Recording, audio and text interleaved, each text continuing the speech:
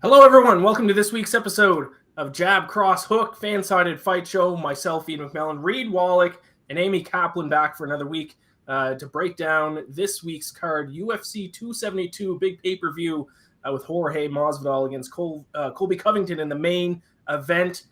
First things first, we do got to recap last week. Applause to Amy, getting her first win in the draft. Well done. Put the crown on.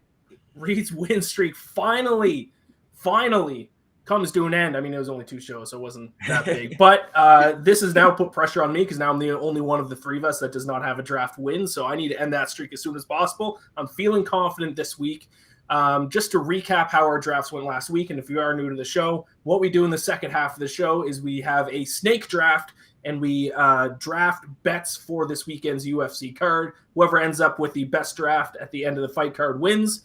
We all were profitable last week, so that's the first for the show as well. Congratulations to all of us. I did finish last place, though. If I did my math right, I went 2-1 plus 0.87 units. Reed, second place, 2-1 plus 0.89 units.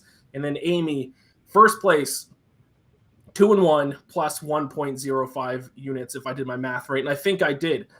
It did kind of come down to that co-main event, Wellington Turman against Misha Sirkunov. I was on Sirkunov. Amy, you were on Turman.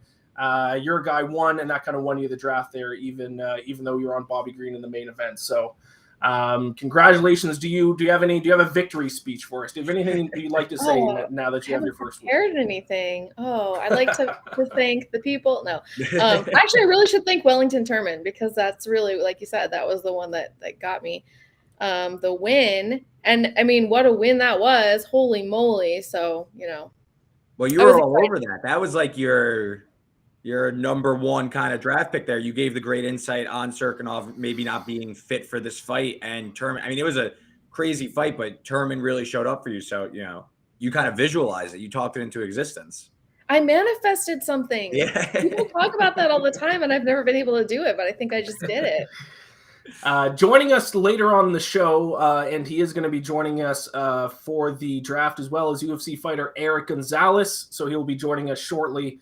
First show since the first one that we had a fighter join us for the draft. So there'll be 4 of us drafting. That lowers my chances a little bit, makes me nervous, especially because the last UFC fighter that did a draft with us went 3-0. So we'll see what happens this week.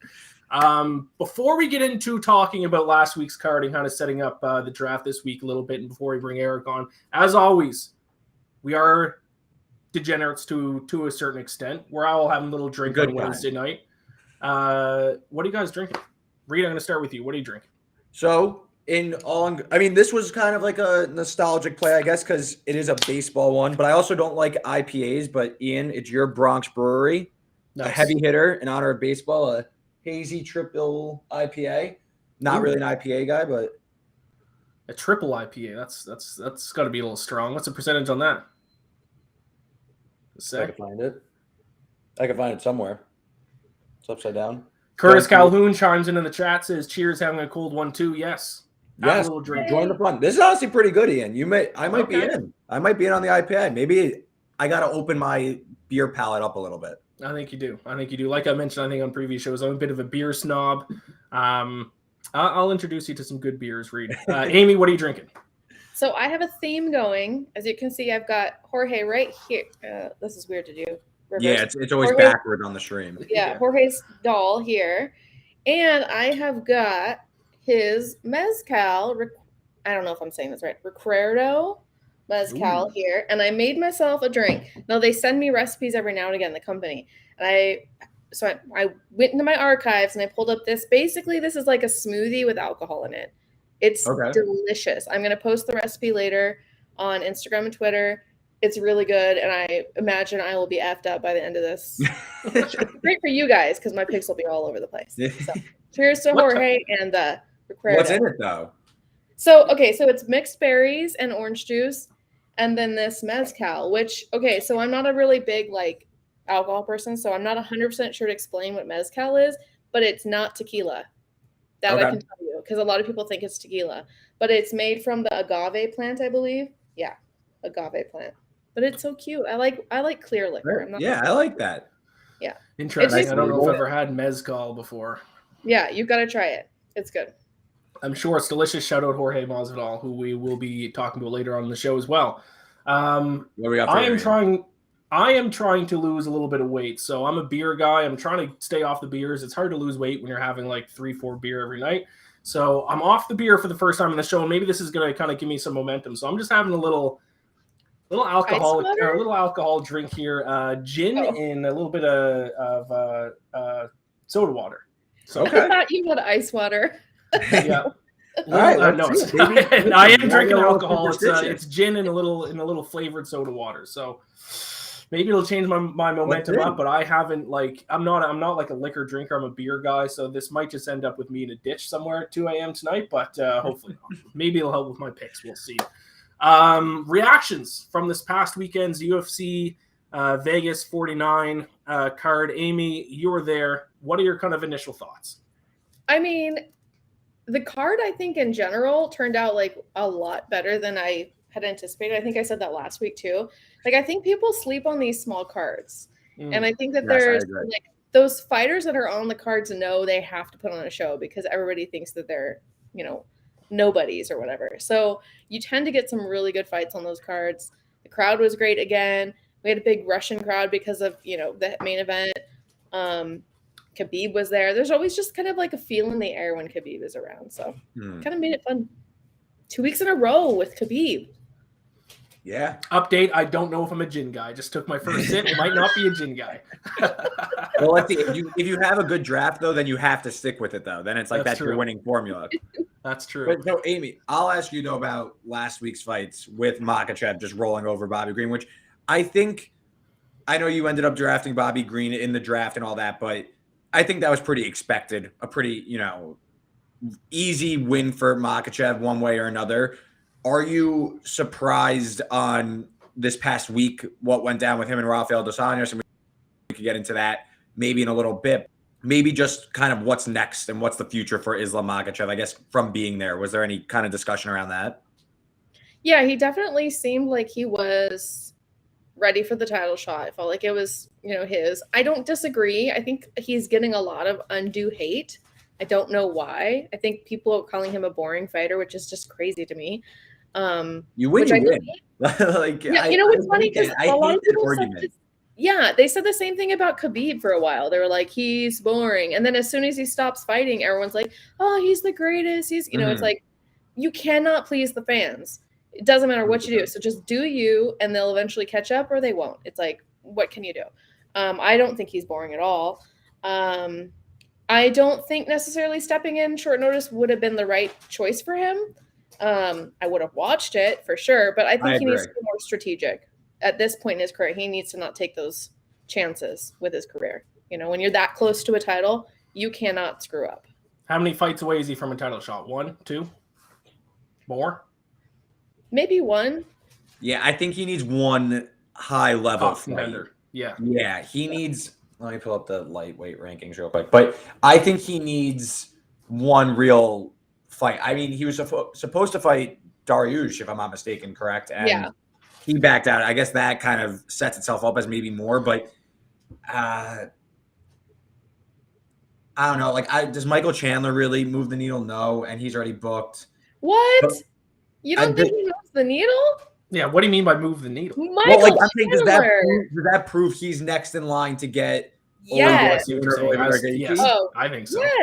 Yes. I'd rather see him fight Dexter. That makes me mad. I don't know. I don't know if that moves the needle for me. I guess. Dariush, of course. Chandler's now 6. Dos Anos is right behind Chandler. I thought that would have made more sense. Obviously not on the week short notice, but like a full camp and everything. But I agree. I think he needs at least one more fight before he's next up. I still think he needs like a little bit more of a resume behind him. And this is all being said. Who knows what's going to happen to Russian UFC fighters in the UFC with everything going on in the world. So hopefully that gets resolved soon, and Russian UFC fighters will continue to fight because obviously they are a big part of the UFC. there's Russian fighters fighting on basically every single week. Mm-hmm. Do want to quickly mention here before we bring on Eric, the Bellator title fight, Gegard Mousasi against Austin Vanderford. We talked about it a little bit last week. Gegard Mousasi won in pretty convincing fashion. Amy, do you have any thoughts on this fight? I have a couple, but I'll let you go first if you have any thoughts. I mean, if you remember last week, I thought Austin had a much better chance than he clearly did. I don't know what happened. I still believe that fight could have been a little bit more competitive than it was. I don't know if it was like, title shot jitters. I don't know what it was, but I still feel like there's something left with Austin. Yeah, that was crazy. I mean, I remember I was watching it and my son was like, he's always like, how many more fights till we can watch something else? Because he never wants to watch the fights. And I said, oh, there's a title fight. I'm like, but it's 5 rounds. So, it could go a while. He goes to the bathroom, comes back. I'm like, it's over. And he was just like, what? So yeah, it definitely went quicker. Yeah, I think what weight class is he? Light heavyweight now? Someone just chimed in the chat. Eagle Eye, he'd be fighting Glover now. He still isn't. Gegard the middleweight still, isn't he? Yeah, I believe so. Yeah, so yeah, that's what I was gonna say. I mean, we should double check that here in a second, but I assume he's still in middleweight. I think he might be arguably the best middleweight in the world right now. You look at the UFC rankings. Israel Adesanya, obviously big argument there. Robert Whittaker, big argument there. But then. Number 2 ranked middleweight right now, Jared Cannoneer. Is he better than Gegard Mousasi?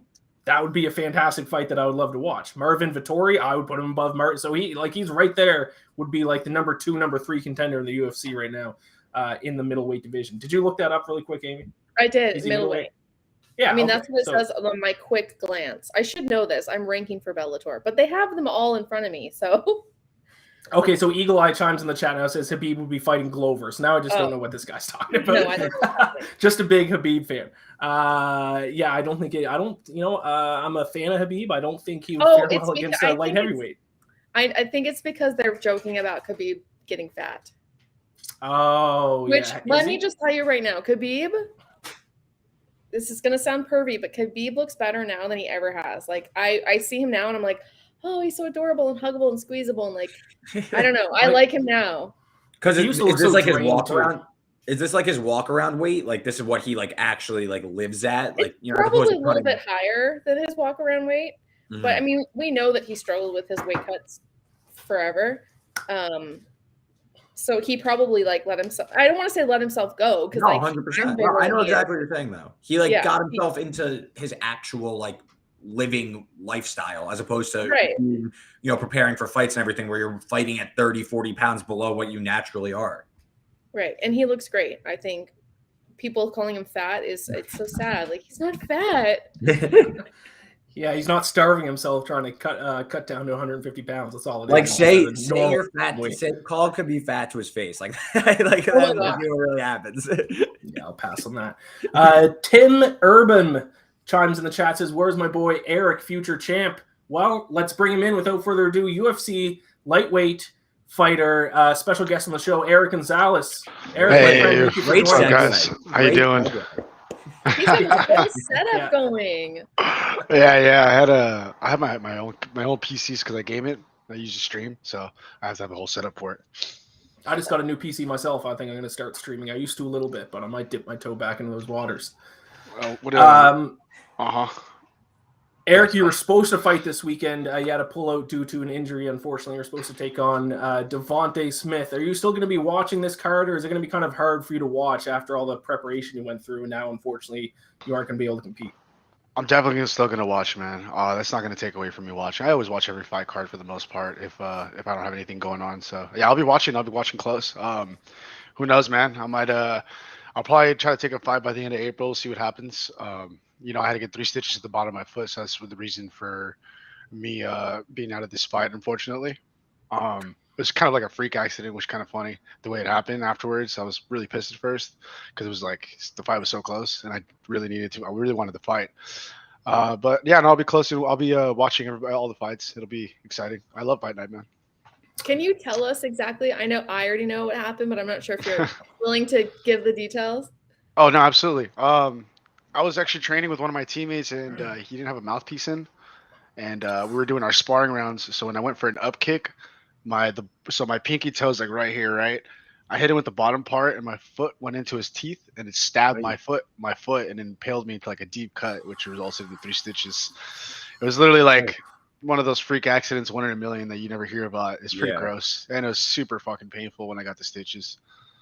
So I have to ask, like when you get an injury like that, where it's like kind of, I mean, it's not minor, it's still painful, but it's minor in the sense of like you're not going to be out for months and months with it. Yeah. Does that suck more than if, like, say you had torn your ACL because you were so close to the fight? No, I think I'd be more torn apart by a torn ACL because I'm longer out of commission than I would. I mean, at least I'll have like a 2-3 week recovery, and then I'm back into the gym. I mean, I'm already starting to slightly walk on it. I had the stitches removed already, so I mean that's a positive thing. But at this point, I just gotta wait for the actual cut to close up.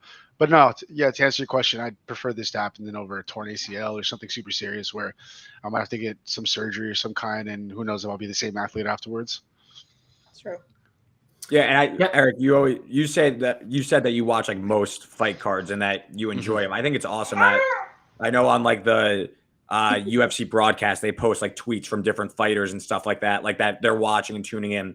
Are you, I guess, like not prepping for the fight cards, but trying to see like, all right, I think this guy's gonna win. I think this woman's gonna win. Like I see like the grappling as an edge. Are you like almost scouting the fights, even like casually? Card? I don't dive too deep into the fighters when I watch the fights, unless it's like a lightweight. Then I will do some more research on them just because it's a potential opponent that I can have. But yeah, no, I watch all the fights. I start from the preliminaries all the way to the end. I mean, mostly just because it's my passion, so I just love watching it. And I like watching the fights. If I don't know like the fighters and their background for the most part, I've never seen them fight. I just I'll just go off of what I see, and then you can pretty much tell like who will have a more superior grappling for the most part, or who's the better striker, more comfortable in certain areas. Yeah, definitely. What do you think of his new opponent, Ludovic Klein? Like how similar or different is he than you? He's obviously preparing for you, so how do you think that's going to play out for him? Well, I saw that he was a featherweight, so he's actually Ludovic, I believe, is a featherweight because he's ranked in the featherweight. Yeah, so he's coming up a weight class, so I think Devonta Smith's gonna have a huge edge on him. I mean, if he's preparing for me, he's preparing for he's probably preparing to finish it in the first round. Considering all things, Devonta is a first round guy. I don't see Ludovic. Sorry, my dog is. I don't see Ludovic winning this fight, in my opinion, just because he is moving up a weight class. But if he does, it's huge for him. Yeah. By the way, don't worry about the dog. Pets have become a common theme on this show. Amy's had cats show up in the background. I've had my cat show up in the background.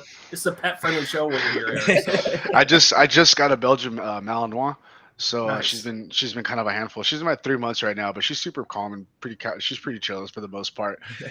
Just sometimes I got to make sure I look over and see what she's doing, so she's not getting into the litter, my cat's litter or something. Or shouldn't jump a wire that she shouldn't be.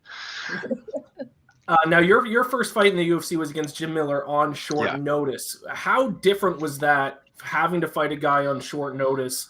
Would you ever consider doing it again? Hell yeah. I'll always consider that.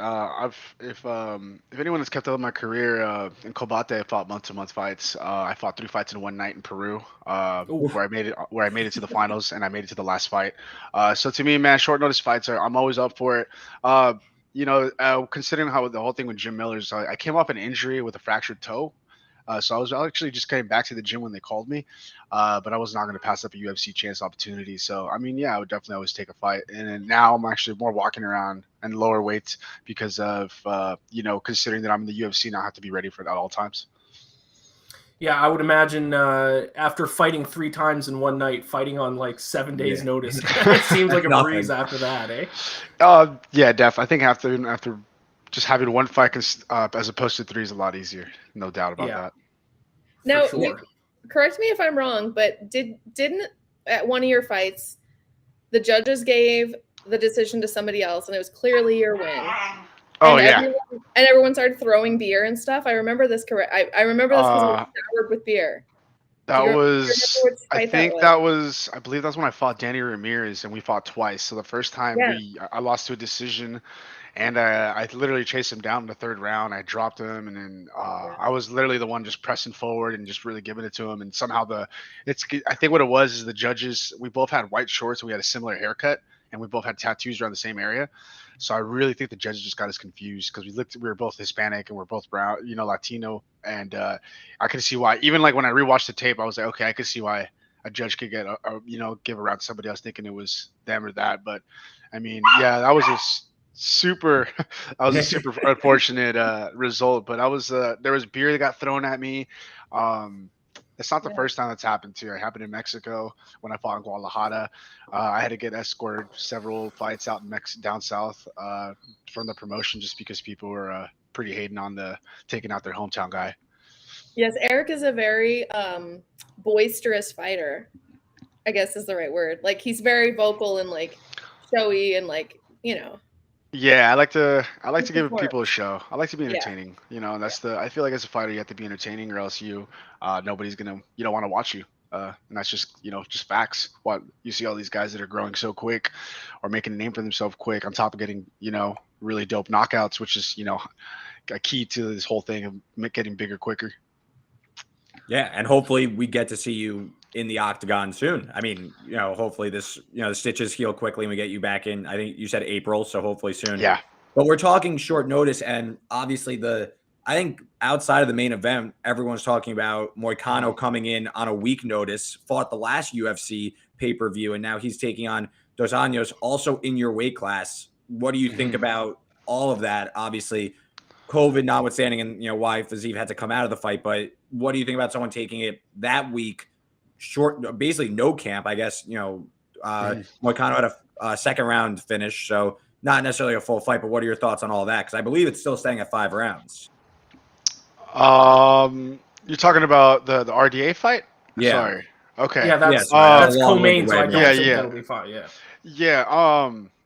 I think it's risky, but I mean, if you take out RDA, man, that's a big step for you as a fighter. So I think that it's not smart any to take any like kind of short notice fight for the most part, but if he's already in fight camp, if he was already training, then I don't see any problem with it. It's kind of hard to prepare for RDA because he's so good everywhere you take it, whether you want to strike with him, he's gotten a lot better with his striking, and especially on the ground, man, he's insanely good. So, it's dope that someone stepped up to it, in my opinion. All the power, more power to him. Now we're going to transition to kind of the main portion of the show here, the bet draft. Erick, have you bet on any UFC fights in the past? Do you have any experience doing that? I have not actually. I bet like with my friends. We watch the fights together. Other than that, I don't really take any bets like as far as like Vegas odds or anything like that. But it's something I would want to do. I just haven't got into it yet. Well, you have big shoes to fill because you're the second UFC fighter that's going to participate in the draft here. Jeff Molina was in the first episode and he went 3-0. So okay, no pressure. There you go. No pressure. He talked a big game and backed it up with a 3-0 record. It was very impressive. Okay. I got some big shoes to fill. Then. Yeah. Yeah, he crushed us. But yeah, if you're not aware, can I interrupt? I'm going to interrupt. No, sorry, go ahead. Can I talk about the girls? Yes, go ahead. Yes. Okay. So normally I do this after the draft because I don't want to give you guys any insight, but I didn't want to wait because I'm so excited. So there's 2 girls on this card fighting, and I butcher both of their names. Marina Morose and Maria Agapova. That was good. Sounds right to me. That was strong. Maybe. They really hate each other. Like really, really, really hate each other. So the backstory is that Morose went on a Russian interview site and told this story about, I'm pulling that up, some keywords up here. She called Agapova a junkie in terms of drugs. She said that she threatened people at the gym and that she wanted to stab them. She said that she stalked a pregnant woman and wanted to stab her.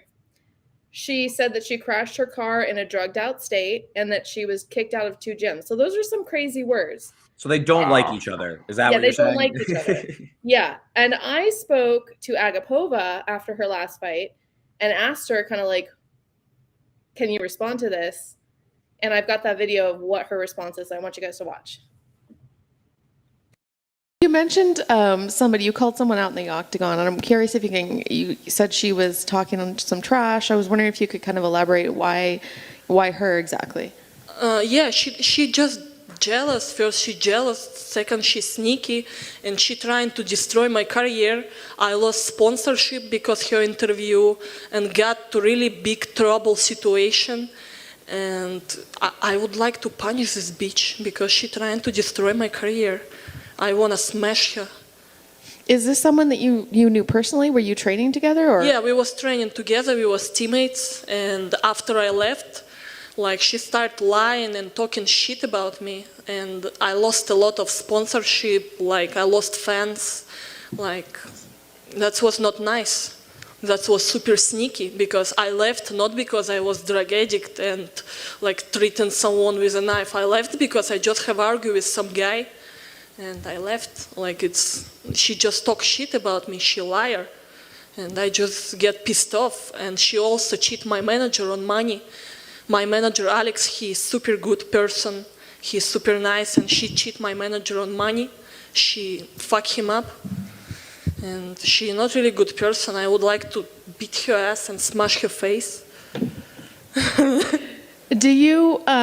Why do you think she's saying these things about you? Was there something between you guys, or was she trying to just get a fight, or what do you think the motivation is? I think she just trying to put me down because I left. I have trouble with my healthy, and she just used it like my weakness to put me down, to destroy my career. And this is super sneaky and not nice. Like now I'm good, and I call her on fight. So. If you want to talk shit, so be ready to answer for your words. I'm scared. Yeah, that. I'm so excited for this fight. That's going to be a bloodbath right there. I have a feeling. Yeah. Yeah, I don't think she's going to try to submit her. I think she's going to legitimately try to beat the shit out of her. Yeah, she's going to smash her face. That's like the theme of this whole pay-per-view is like personal beefs, like legitimate hatred for one another. You know, obviously the main event, which we haven't even discussed yet. Yeah. But we'll get to that, I imagine, when we get to the draft. Mm-hmm. Yeah, I just thought I wanted to share that with you guys because I think people are sleeping on that fight for sure. Nobody really knows about it unless you're like really, really deep into it. I think it's crazy. All right, so that's going to be interesting if anyone's going to pick anyone in that draft. Maybe we'll end up having a head-to-head. But speaking of the draft, let's get into it. Just to recap for anyone who's watching who hasn't watched the previous episode, and for yourself, Eric, as well, it is a bet draft. We have 3 rounds, so it'll be 3 picks each. It will be a snake draft. You pick any fighter, and that fighter will get added kind of to your list, and it will be based off the odds. So obviously if you pick a favorite, it's going to be a little bit of a safer bet for you, but if it does win, you won't get the reward quite as you would as you were betting on an underdog. It'll be 3 rounds. Eric, you are our guest, so you are going to go first, and then Amy, you're going to, because you won last week, you get to announce the order after that. We'll get to that in a second, but it starts at snake. So Eric, you go first, us 3, whoever goes last will then have the first pick of the second round, back down, and then up one more time for the third round. The first round is prelims only. So first round prelim fights only, and then you can pick main card fights in the second and the third round. Did I leave anything out? I think that's it. I think you got the gist of it. Reed, you're what? 2-0 or 1-0? 2-0, 1-0. What do you mean? In drafts, how many have you won? Sure, I've won 2. I've won 2. So you've won 2. Amy, you've won 1. Jeff Molina won 1. I'm still winless. But I want to point out, Jeff Molina, if I remember correctly, picked all favorites. I, on the other hand, picked all underdogs. So therefore, I believe I still am better than Jeff Molina. He did go 3-0 though. You went 2-1. To be fair. Okay, fine, but. But yeah, Amy, you do get to pick the order here. So Eric's gonna go first. Where are you going after that? Okay, then I'm going Reed. No, sorry. No, then I'm going Ian. Oh. Okay. Then I'm going Reed. Then I'm going Reed. Then I'm going last. You want last? You're giving yourself last. Because I want to go first for the main card.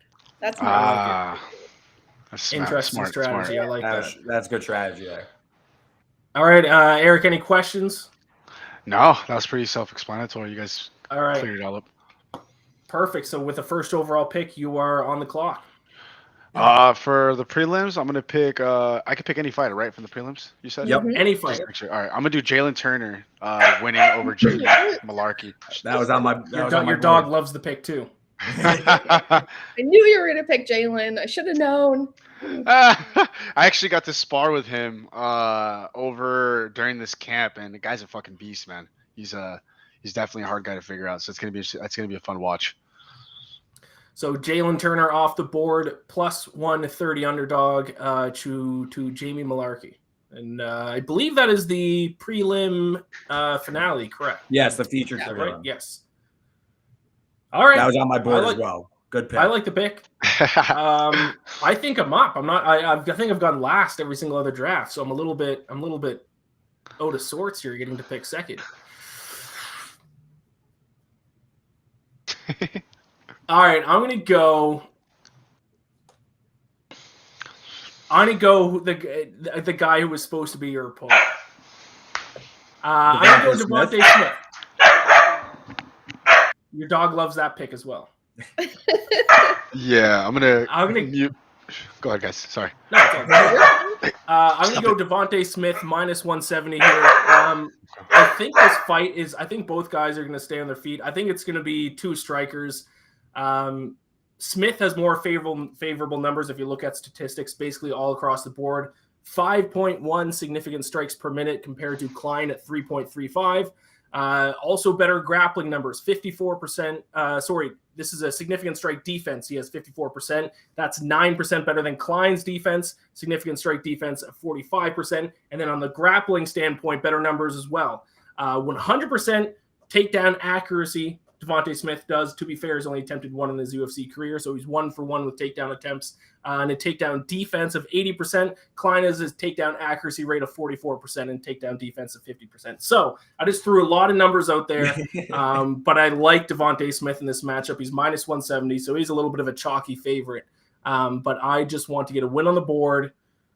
First pick in the prelims. Eric, if you were fighting him, I would not be making this pick. I want to make that clear. But I will take Devonta Smith minus 170. I've got a funny Devonta Smith story. I'll make it really quick. I was in Florida and I had like a 2 hour layover or something. We were driving from somewhere in Florida and he was training there and I wanted to do an interview. So I was like, hey, let's do this interview. Let's meet at a Starbucks. He's like, okay, cool. Send me the address.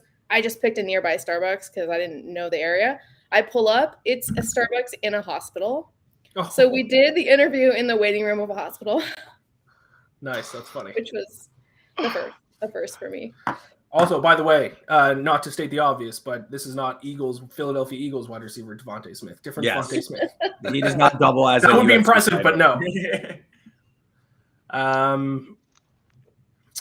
You're up, I think. Yes. I'm up. Yeah. Okay. So based on that video, it's tough to lay off of Agapova, who there was a typo in the back end. She's actually the favorite, and I'm going to go Ian's path here and also take a favorite to get on the board. So I'm going to go Maria Agapova.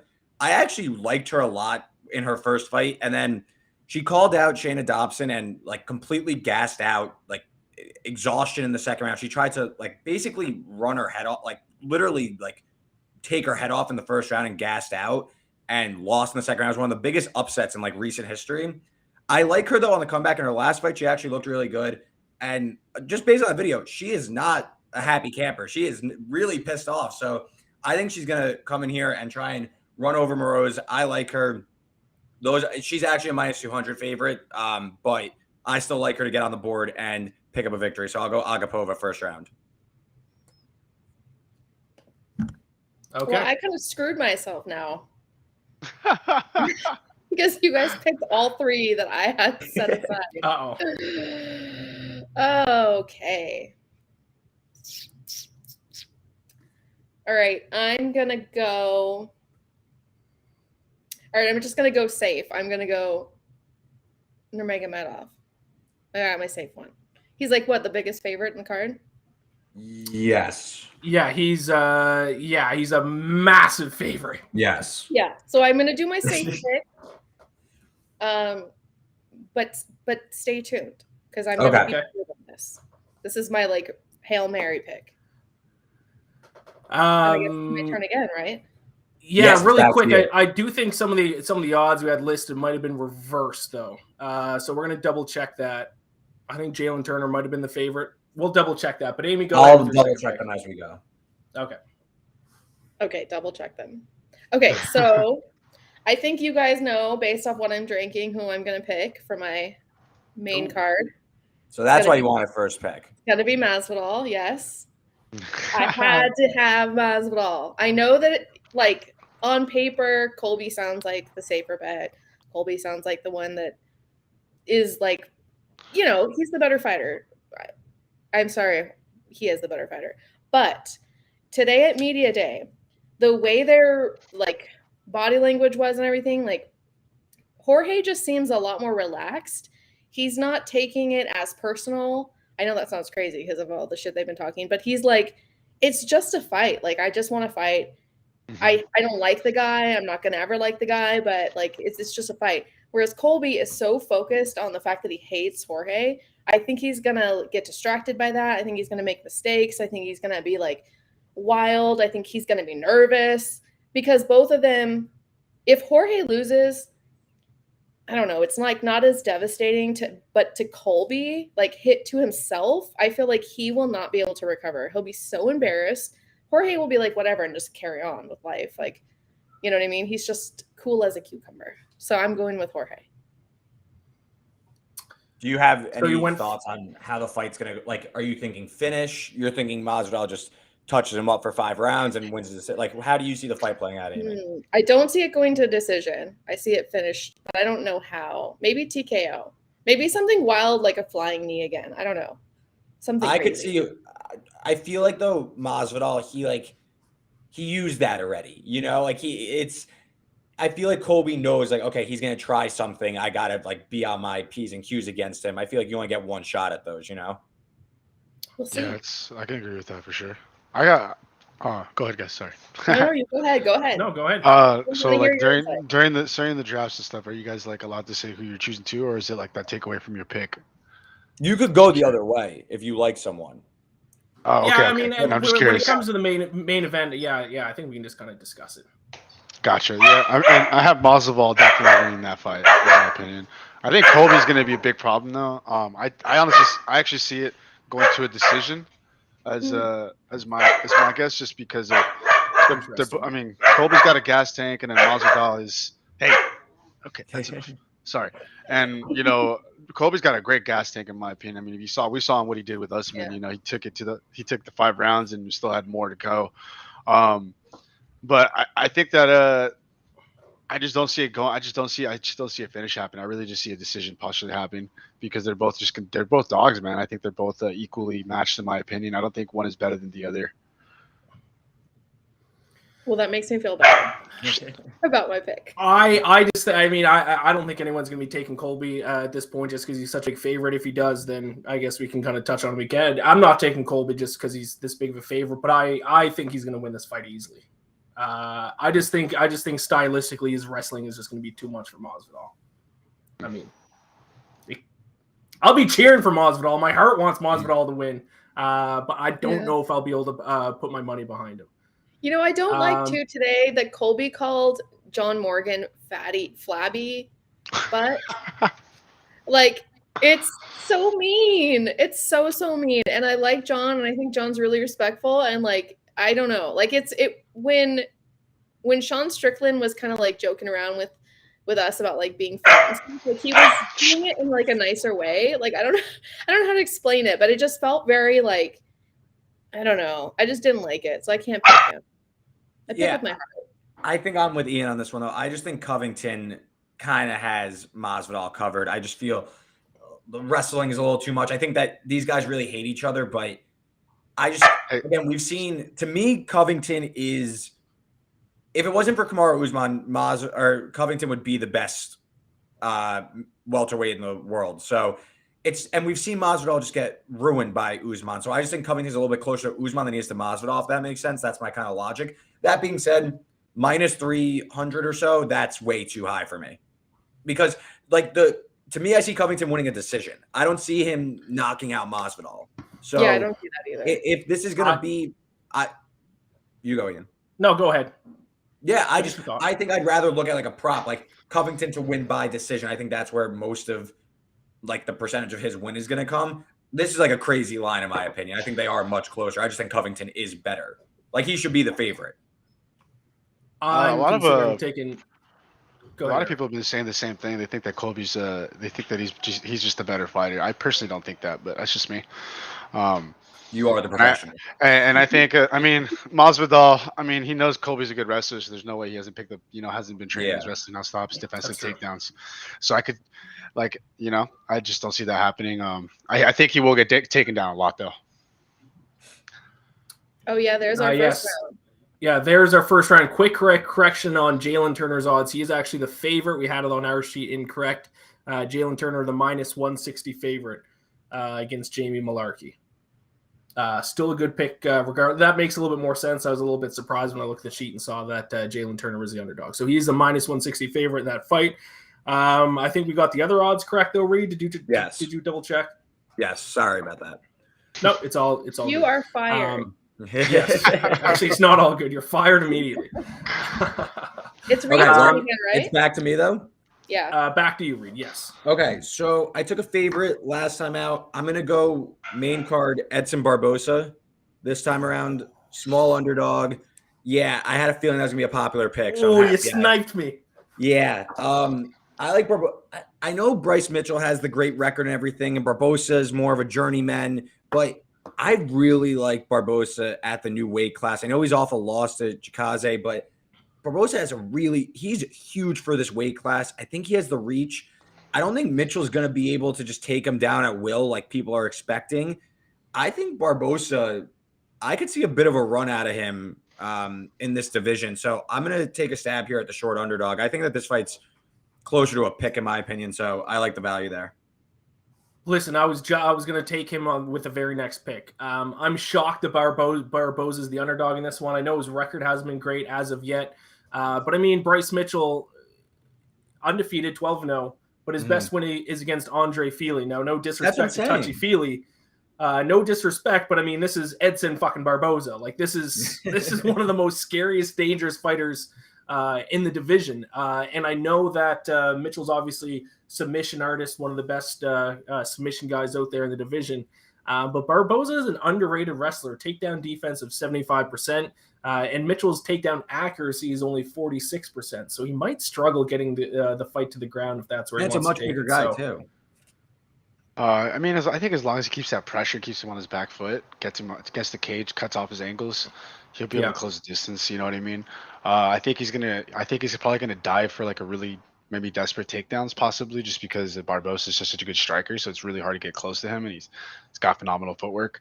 It's gonna be a tough fight for Mitchell for sure, without a doubt. But I definitely have Barbosa winning that one too, in my opinion. Yeah, especially as an underdog. There you go. I love to hear that. And then so Ian, it's back to you for just one. Sorry. Yeah, just one. Yeah.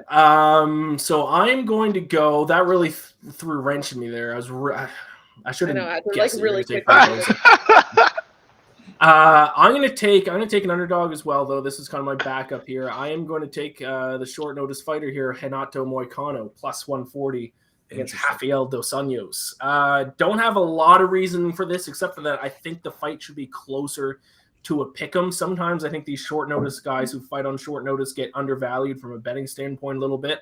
But when you fight short notice, and Eric, I think hopefully you can support this. Maybe I'm wrong and you just completely disagree with me when I say this, but I feel like the pressure might be off a little bit because it almost feels like you don't quite have as much to lose because nobody really expects you to win when you're stepping in on 5-6 days notice. So I feel like you might be able to fight a little bit more stress-free, maybe. I mean, he's warm. He just fought a great fight a couple weeks ago. Eric, is that true at all? When you fight short notice, do you feel like a little bit less pressure?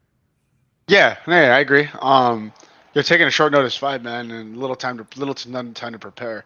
I mean, when I took my short notice fight against Jim Miller, I didn't feel like any pressure. I think the pressure mostly came in like when I actually saw him because I knew he was a freaking legend in my opinion. He's a veteran, but It is definitely less stress because you're not focused on, his pros and cons. You're just kind of focused. You're just there to fight. You're there to show up and put up a good fight. But yeah, definitely, I wouldn't underestimate any short notice fighter. You see some crazy stuff happen in the fight game. What about the Yeah, fact that especially- he has to travel he just flew from here to Brazil and then literally turned around and came right back? Like, that's got to take a toll on the body, no? Maybe some jet lag. But I mean, that's hard. What was it? 10 days you said, or 8-day notice? No, like 2 days. Like Yeah. yesterday. It was 2 days. Yeah, Okay, this week. Yeah, he's not even in Vegas yet, I don't Oh think. wow. Or Okay. maybe he's landing now, but I mean, there's not much time for him to go and actually go, gain too much weight. So I mean, who knows if he's coming? I mean, like you said, he's coming off a fight, so he got there and then came back.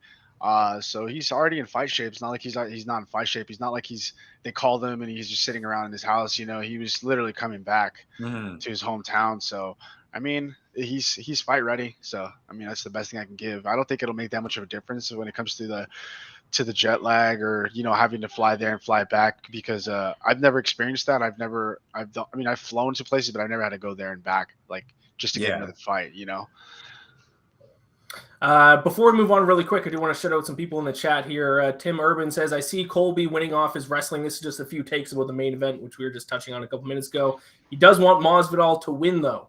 And Eagle Eye said, Jorge doesn't have the gas tank to keep up with Colby. We saw him gassing bad in the Diaz fight. I don't know if I necessarily agree with that.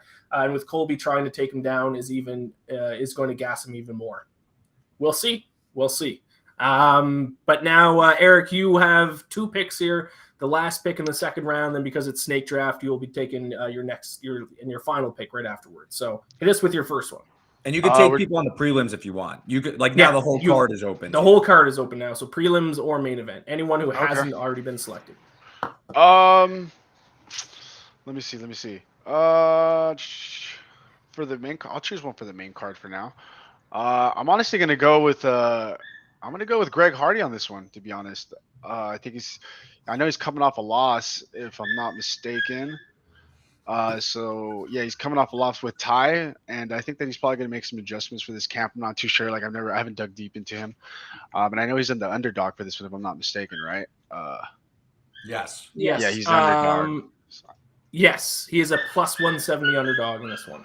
Yeah, I think that coming off that hard loss, he's going to be more motivated to fight. Hopefully, differently and then more technical instead of trying to throw some bombs. And I see it finishing with a knockout, to be honest.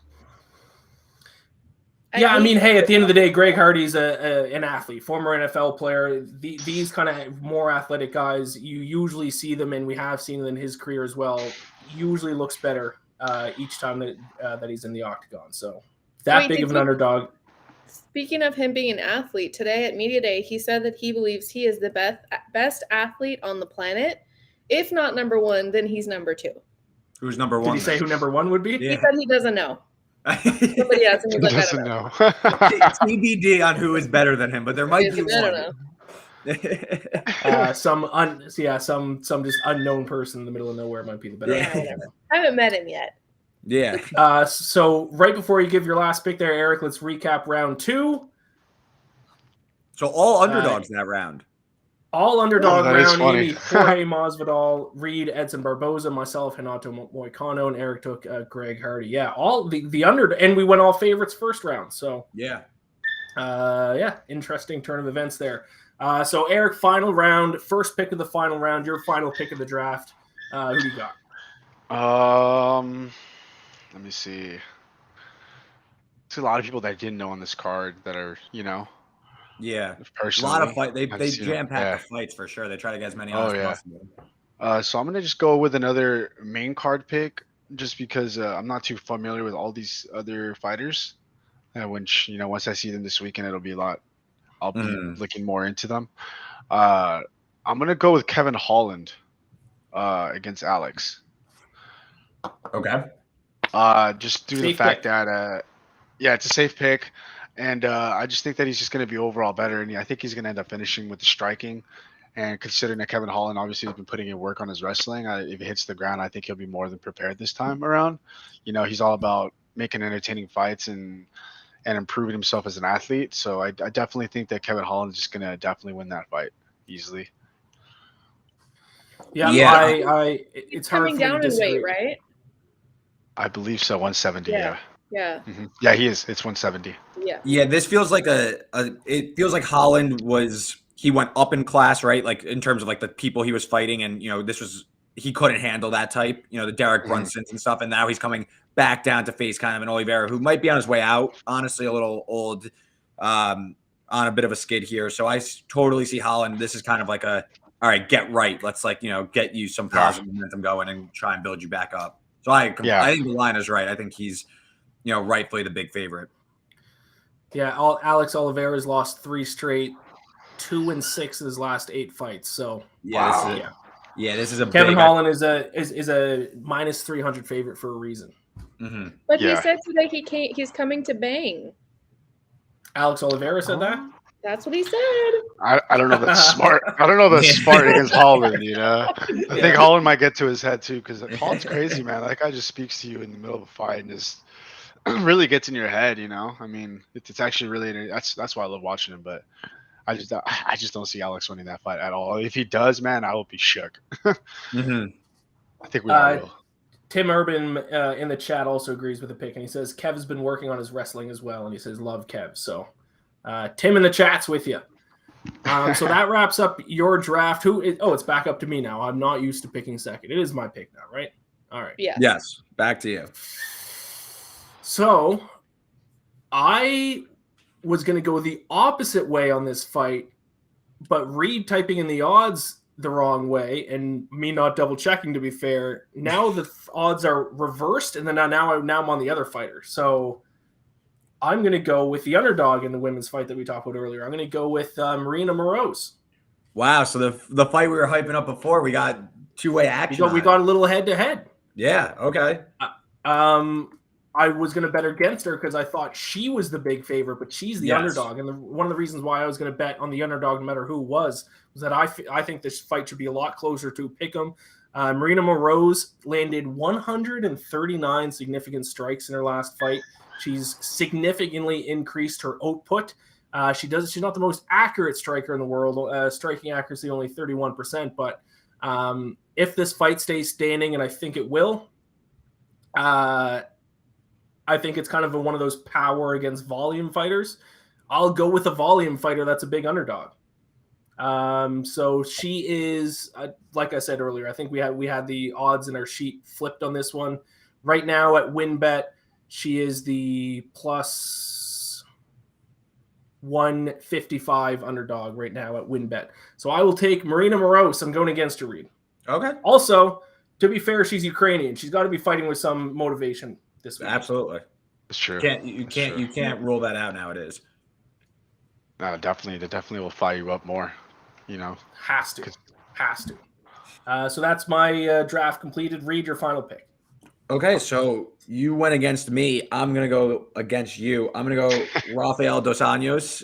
Okay, one Listen, of these weekends. This is probably the most underrated lightweight, and Eric, you could speak to. I feel like he kind of isn't in that conversation, but has as much respect as anyone in the division, and is as skilled as, I wouldn't say as anyone in the division, but he's right there. He's an elite in the lightweight division. I think Moicano, admirable that he's coming in here on short notice and all, but I think Dos Anos, this is just another victory for him as he tries to make one last run at the belt. So minus 165.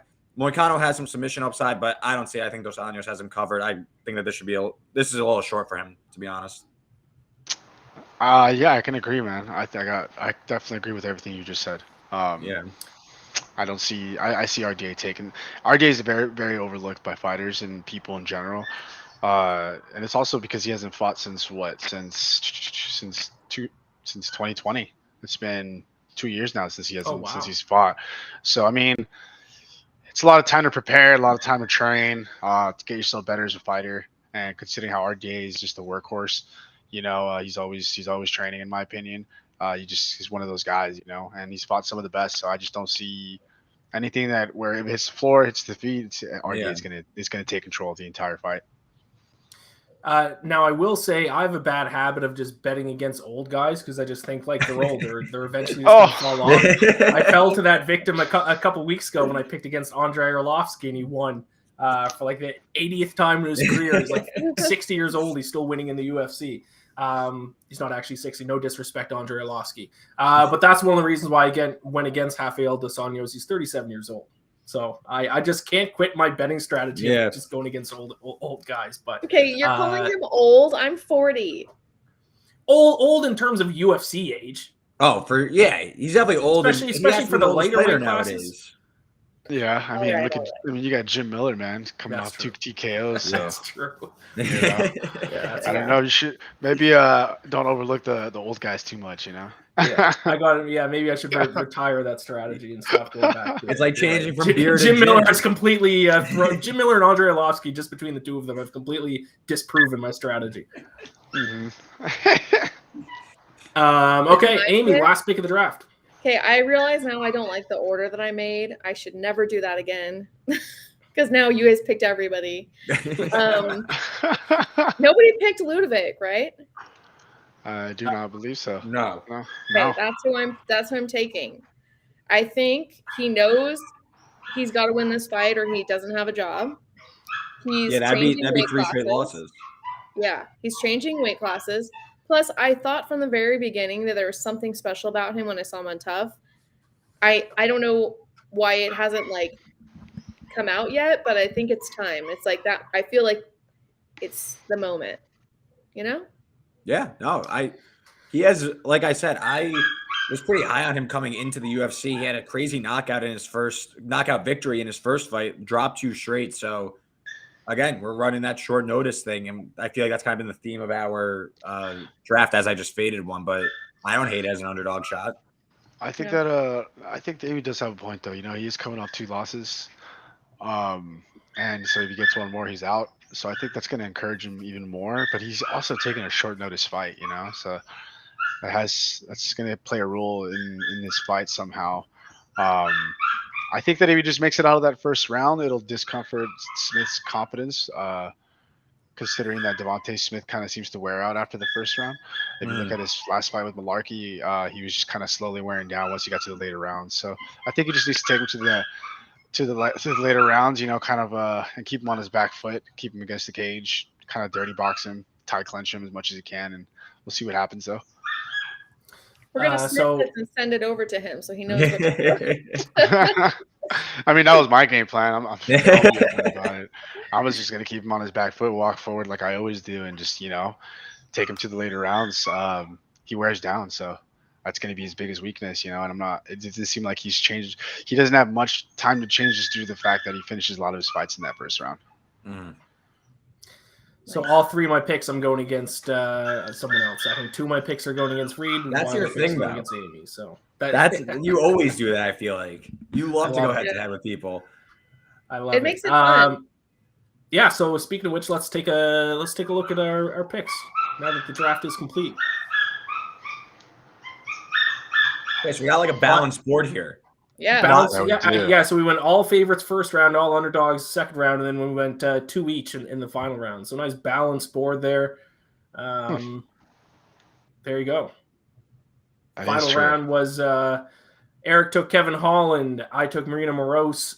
Reed took Rafael Dos Anos. Amy took Ludovic Klein, I believe. Yeah. So there you go.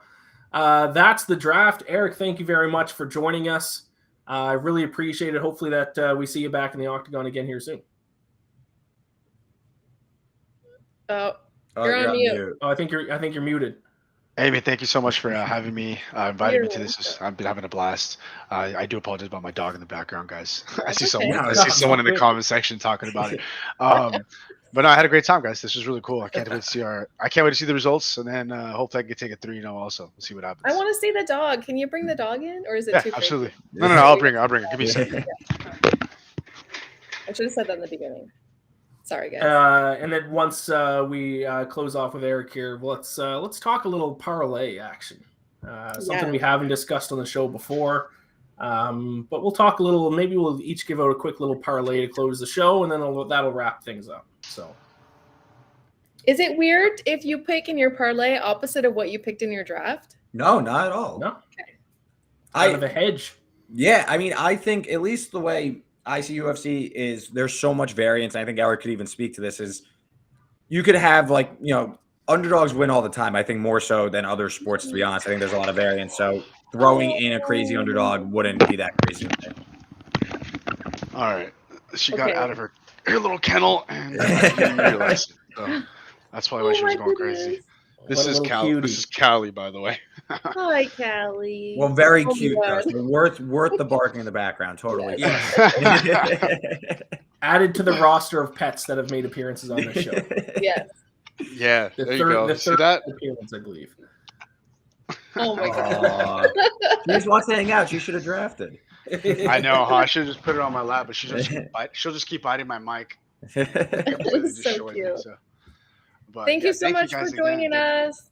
Absolutely. Yeah, thanks, Have a Eric. good All right, rest best of your luck, day. man. Thank you for coming on. Guys. Bye. Absolutely, guys. Thank you. Awesome. That was great.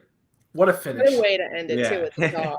Amazing. Reed, do you have any pets, by the way? You don't have any pets, do you? I have a pet back home in Jersey with my family. My girlfriend has a dog, though.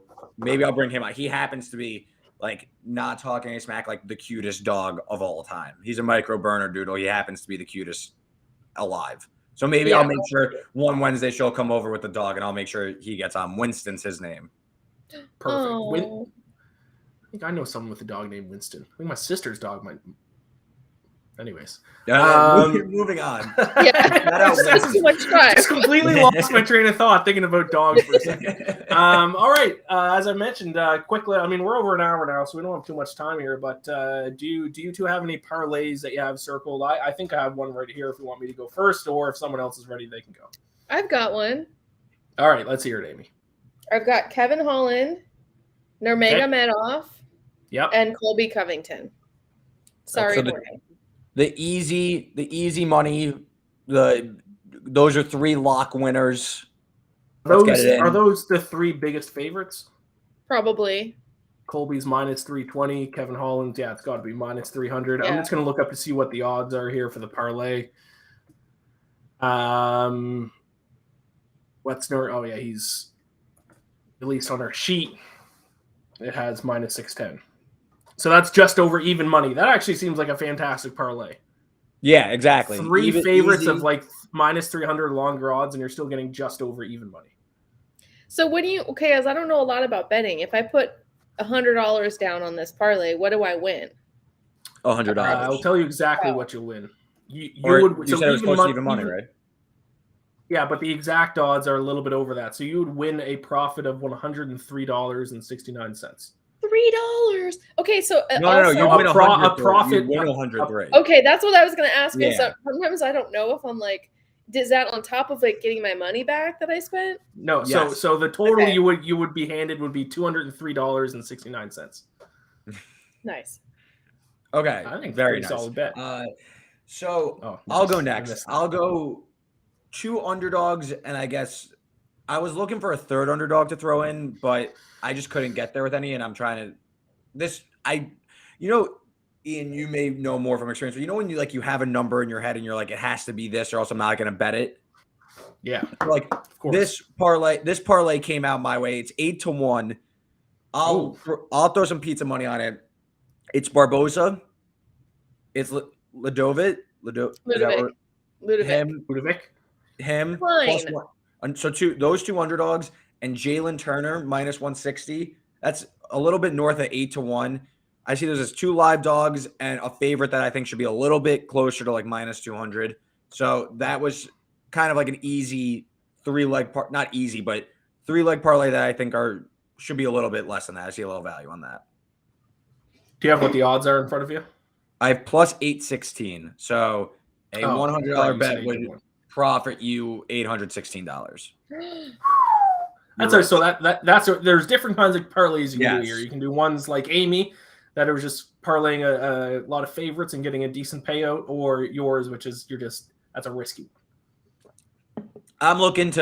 First of all, don't throw $100 on that. But second of all, I'm just saying, if you want something with a big payout, I think that those 3 are a little underrated in the line. I think they should be a little bit better than that. or shorter than that. Was yours 3 fighters? Yeah, I went 3. I feel like 3 for a parlay is like a strong. That's where we should go. I went 4. Even better. Wow. I'm excited now. Mine's pretty straightforward. Mine is every favorite on the early prelims. Okay. So you got Dustin Jacoby -190, Devonta Smith -170, Tagir Ulanbekov against Tim Elliott -225, and then Umar Nurmagomedov -610. And that comes out to just over 3-1. So if you put $100 on it, let me just, for the sake of it, if you put $10 on it, that would come 31. Out to profit of $30.76. So I like that. We went 3 different types of parlays also, yes, which is always, it's nice as we introduce that segment. I like that. An aggressive one, a conservative one, and then a kind of in the middle one. Perfect. A progressive one. Yeah. Any final comments before we close things off? How do you two feel about your draft? Anything else you want to talk about for this weekend's card? I just hope everybody makes weight and everybody has fun. That's all that matters, right? Everyone stays safe. No serious injuries.